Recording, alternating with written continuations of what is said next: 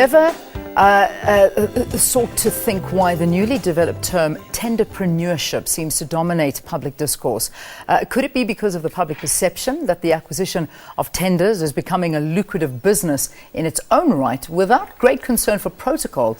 Well, today in studio we've got Chief Director Professor Ivor Chipkin from Public Affairs Research Institute to talk to us about how government does business.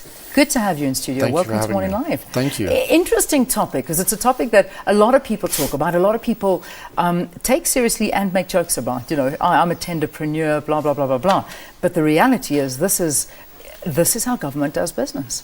Well, I think it's the big story of post-apartheid South Africa, amazingly enough. So it's so basic to how government works.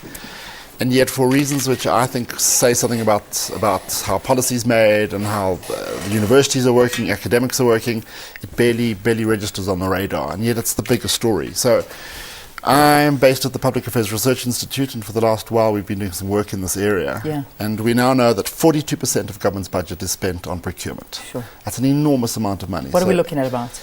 Well, the last budget, after we'd paid off our debt, was about 988 billion. 388 of that is on procurement. Sure. That's a big amount That's of money. a lot And when of you money. add that to public service salaries, that's nearly 75% of our budget is spent on just trying to get government to do its the ordinary work of its day-to-day operations. Yeah.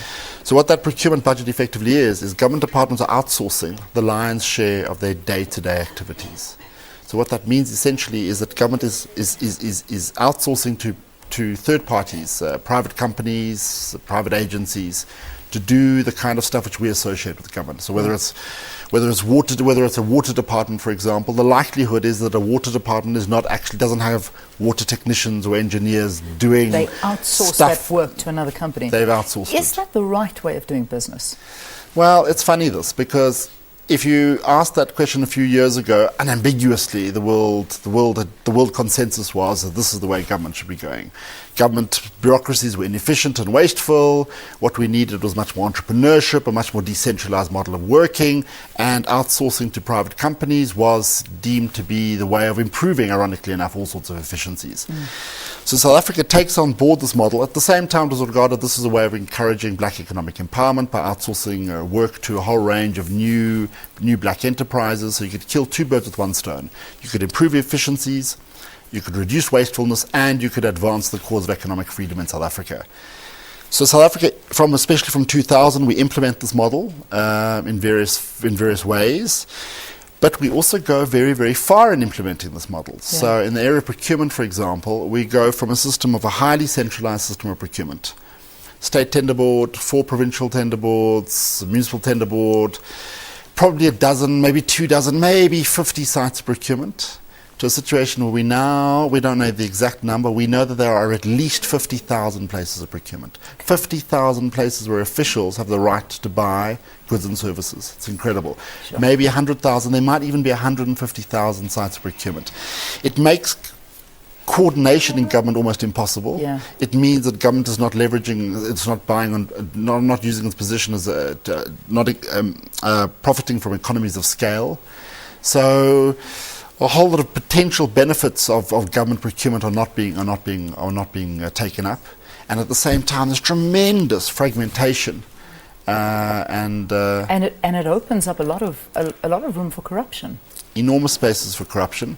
But more than corruption is that procurement in South Africa, bizarrely enough, even though it's central to what government departments are doing, is still regarded as a fairly junior function. Yeah. So what you're finding and what we're finding in departments when we're doing all the work is that procurement is regarded as they delegate the task to a team called supply chain management. They're often quite junior officials in a department. And responsible for the key activity of a department is handed over to quite junior officials.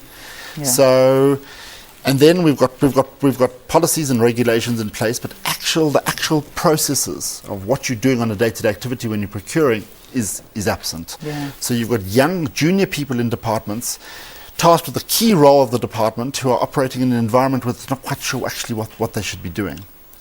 And then we find ourselves in the situations that we don't want to be in. For instance, not blaming the energy crisis on this, but I suppose it's a key example of what can go wrong. or when you're not paying attention to processes. Yeah, it's also that's the I problem. think there's a silver lining in it though. Okay. And the silver lining is that if we can start fixing procurement practices, I think we will see a very, very important improvement in the way government's working. All right, let's leave it there. I know that this is an hour interview. I do know that. 5 minutes is not doing it any justice. But thank you for coming in. Professor Ivor Chipkin, Executive Director of Public Affairs at the Research Institute. Thanks for being our guest. Thank you very much. All right.